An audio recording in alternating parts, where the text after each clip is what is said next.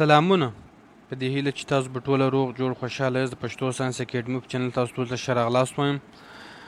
د انکلاین پلین په باره کې ما تاسو ته ویلي وله چې زه تاسو ته یې د دې یو نیومیریکل چې کوم پرابلم دی هغه به درته وکړم چې ستاسو په چې کوم مخته کانسپټ ما کړي ولو، کوم ډیریویشن موږ کړو په هغه به مو سر خلاص. ټیک دی.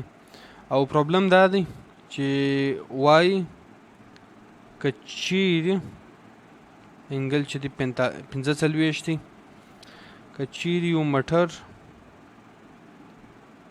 پر دا مثال کې ته د غره وبولم پر دا غره روان یي او د دې چې کوم سپیډ دی هغه 63 کیلومتره په یوه ګنټه کې دی. ټیک دی. او خدای نخواسته انجن فیلز انجن کار پرېږدي او موټر تقریبا د انجن سره ډسکنیکټ سي، راویښ شه چې په دا ویلوسټي کې دی روان ولو، دی به په څو وخت بعد به دی په ریسټ کې راسي، یعنی څو وخت بعد به دی ودرېږي.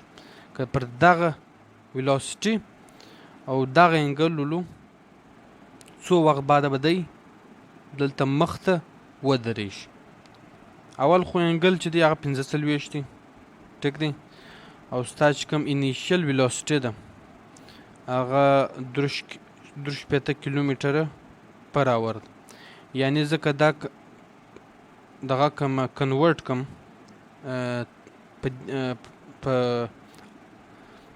په میټر انټو سیکنډ کې که زه غواړم چې دا کنورټ کوم نو هغه به دا رقم کنورټېږي، یعنی 63 multiply by 1000 divided by 60 and 60 شپېته او شپېته په دې باندې چې ولې په یوه ګنټه کې چې دی هغه 6 سکنډ راځي. نو که زه په میټرو او په اس آی یونټ کې بدلوم نو هغه طریقه په دا فورموله ده. اوس دا ما بدل کړي 17.5 ولسنیم میټر پر سکنډ رالی. ټیک دی. او ستا چې کوم فاینل ویلوسټي ده نو ظاهره خبره ده چې هغه درېږي. دا فاینل ویلوسټي سو د زیرو سولو ستا چې کوم ډسټنس دی فاصله دا به زه معلوموم. ټیک دی. او په دې کې چې کوم کیس دی په دې کې زه فرکشن ازیوموم چې دا زیرو دی، فرکشن نسته. ټیک دی. چونکې کار چې دی هغه څه وخت بند سولو نو دا د انکلاین پلین فورمولا ده زه دلې اپلای کوم. جی چې دا 9.8 میټر پر سکنډ چې کوم ګریویټیشنل فری فال اکسلریشن کانسټنټ دی هغه دی، او انګل چې دی هغه 45. ټیک دی. د هغه بعد الله تاسو ته خیر درکړي چې په کیلکولیټر به دا زه سالو کړم نو زما چې کوم ویلیو ده ساین 45 چې دی هغه 0.707 راځي او ملټیپلای به ومه د 9.8 سره.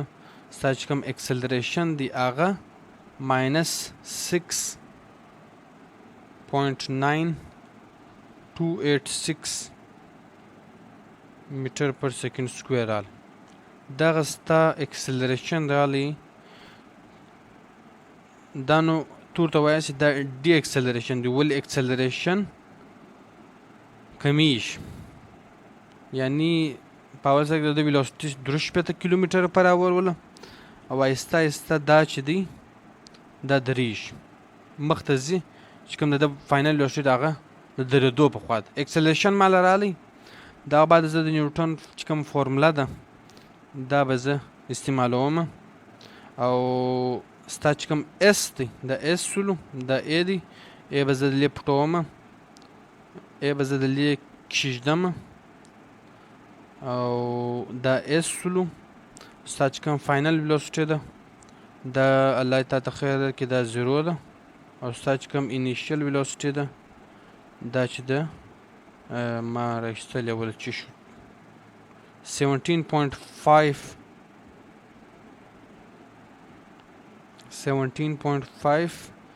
سکویر دی ټیک دی. دا اگر چې تی سولف کاس نو به ستا چې کوم اس دی هغه به راسي 22.10 میټره. د دې دا مطلب دی که چیرې پر یو سلوپ باندې په 45 کوم ډګري سلوپ دی پر دې باندې موټر په دونه سپیډ کې روان وي 3 کیلومتره پر اور کې نو که چیرې خدای نخواسته یو دم انجن فیل سوله 22.10 میټره یعنی 22 میټره بعد هغه موټر دریږي. اوس دغه رقم تاسو دا هم کولی ساس چې د دې انګل چینج کاس د پریکټیس لپاره د دې انګل د ساین 45 پر ځای ساین 30 کښېږدواس او ویلیو وګوراس چې اکسلیشن بیا څو راځي. بیا د هغه اکسلیشن په دا فارموله کې پوټ کاس ډسټنس یې څو راځي. تاسو به معلومه سي چې څونه انګل زیاتېږي د 90 په خوا چې څونه انګل زیاتېږي دغونه به هغه موټر ژر درېږي او دغونه به هغه چې کوم فاینل چې کوم ډسټنس دی هغه به لږ کولی. چې څونه انګل کمیږي دغونه به دا ډسټنس زیاتېږي. هیله کوم چې ستاسو په دا کنسپټ سر خلاص سوي. کور ودان ډېره مننه، مهرباني.